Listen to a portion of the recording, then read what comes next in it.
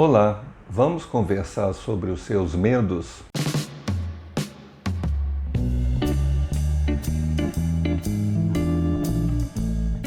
Meu nome é Adair de Menezes Júnior, eu sou psicólogo, sou doutor em saúde e o objetivo desse canal aqui é conversar sobre psicologia e espiritualidade. Então nós estamos conversando aqui sobre as emoções que podem ser um obstáculo ou um impedimento para as experiências espirituais, que podem ser na linha da mediunidade ou qualquer outra experiência da espiritualidade.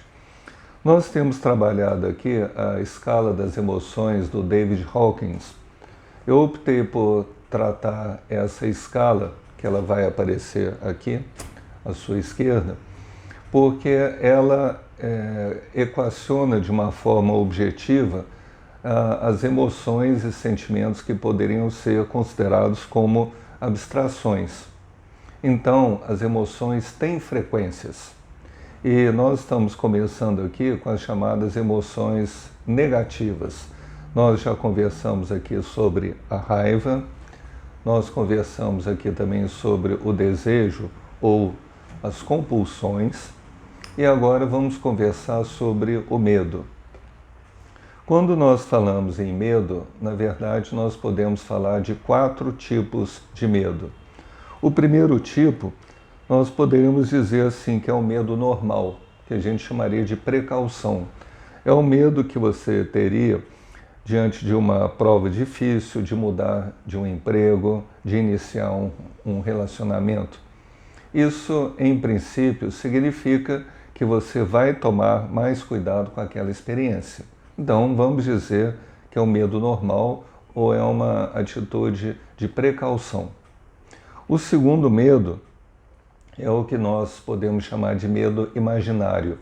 É aquele perigo que é mais o que você imagina do que seria um medo real, uma ameaça real. Então nós podemos pensar assim que no medo imaginário, o medo que seria normal é aumentado muitas vezes. Como, por exemplo, viajar de avião. De vez em quando um avião cai, existe um acidente com o avião. Claro que isso é uma fatalidade horrível, mas a frequência de queda de aviões é tão rara que não se justifica uma pessoa ter medo de voar de avião. Como, por exemplo, assim, a situação de ter um medo exagerado de uma cirurgia. Ora, se você vai procurar um cirurgião experiente, se o seu caso já foi bem diagnosticado pelo médico e for uma cirurgia relativamente rotineira, não há por que você ter um medo exagerado, que seria esse medo imaginário. Pela mesma forma, as mães podem ter muito medo dos filhos, né, às vezes até já maiorzinhos, desses filhos tirarem férias ou viajarem com amigos para algum outro lugar. Então nós vamos identificar esse medo imaginário como sendo aquele que é exagerado, ou pelo menos aquilo que contraria a realidade dos fatos. Nós podemos também falar da chamada fobia. A fobia já se torna um tanto quanto patológico, né? Por quê? Pode ser que a pessoa tenha medo de multidão, de altura, de estar em um lugar fechado ou de insetos. Então, é mais imaginário ainda do que o medo anterior, porque só de pensar na possibilidade de estar naquela situação, a pessoa já começa a ficar travada e assustada. Nós podemos colocar dentro desse pacote das fobias a chamada fobia social, em que aquela pessoa vai ter um medo extremo de se encontrar com pessoas, de se colocar em situações sociais, de estar, por exemplo, em um restaurante e ficar com vergonha de levantar para ir ao banheiro, de escrever alguma coisa com alguém olhando, né? São os sintomas clássicos aí da fobia social. Agora, o pior dos medos, né, e muitas pessoas realmente ficam muito assustadas com ele, é o chamado transtorno do pânico.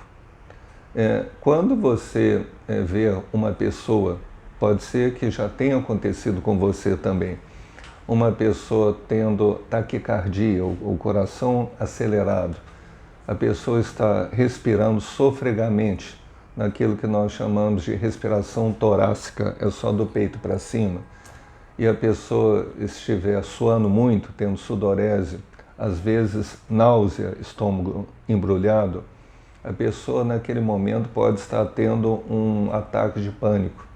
E é muito comum a pessoa sentir que está infartando ou que a pessoa está enlouquecendo.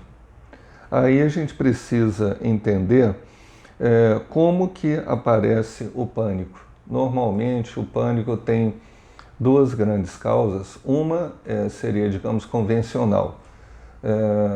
A pessoa está com muitas preocupações, e essas preocupações elas produzem ansiedade.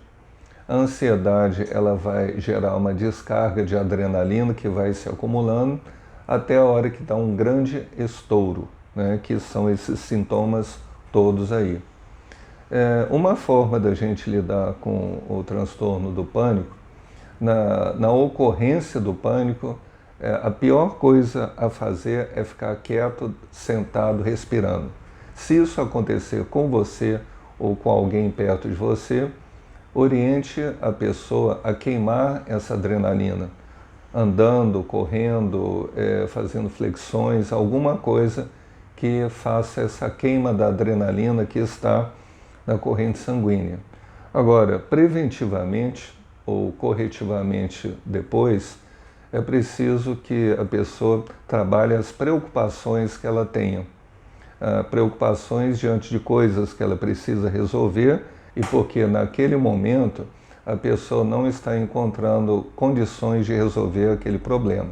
Temos um vídeo aí sobre preocupações e ansiedade que vai aparecer aqui, onde você vai poder ver um pouco mais sobre essa questão. E trabalhar a preocupação e a ansiedade é uma das formas da gente corrigir esses ataques do medo. É claro que alguma medicação psiquiátrica pode ser de ajuda, mas psicologicamente a gente trabalha com a questão da ansiedade e da preocupação. E uma outra causa do pânico pode ser uma aproximação espiritual. Isso acontece muitas vezes no caso da mediunidade, onde o contato com seres espirituais ativa aquilo que nós chamamos de sistema nervoso simpático e pode dar uma aceleração na mente da pessoa, no corpo, né, inclusive, e a pessoa sentir um mal-estar diante disso. Agora, seja qual for os tipos de medo, é importante que a gente pense em como lidar com esses medos, porque o medo paralisa ou leva você a fugir de uma situação, ou a partir daí leva você a evitar aquela situação. E várias situações de crescimento pessoal vão exigir que você saia daquilo que é chamado de sua zona de conforto.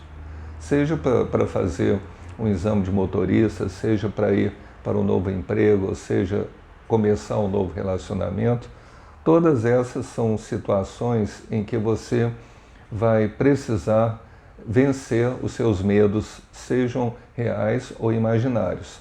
A própria experiência espiritual, ela pode trazer alguns momentos que deixe a pessoa, digamos, um pouco assustada. Pelo menos na mediunidade, isso acontece com uma certa frequência. Por isso é importante que você, ao invés de travar, fugir ou evitar, aprenda a lidar com o seu medo. E aí eu sugeriria que, primeiro, você precisa avaliar se o que está em jogo é importante. Se é uma questão importante, se é uma questão vital para você, então vamos lá, vamos enfrentar. E segundo, vamos enfrentar a situação que gera medo com inteligência. O que eu quero dizer com isso? Avance progressivamente, passo a passo. Não queira enfrentar tudo de uma vez ao mesmo tempo. Segundo, busque a ajuda de um orientador. Pessoas podem te ajudar, um terapeuta, um amigo, um tio, um conselheiro pode te ajudar a lidar com a situação que é difícil para você, mas pode ser fácil para outra pessoa. Terceiro, comemore as suas pequenas vitórias. Conseguiu alguma coisinha? Fique feliz com o que você conseguiu. Você tomou pau no exame de motorista, mas olha, você perdeu menos pontos do que do exame anterior.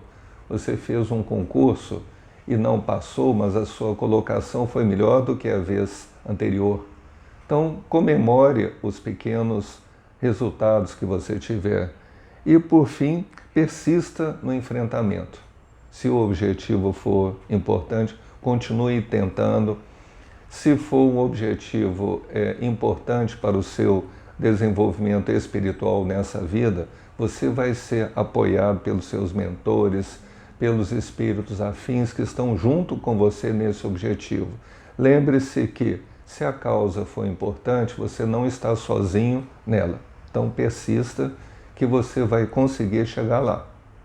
Proximamente nós vamos falar sobre outras emoções na linha do trabalho aqui do Hawkins. Até lá!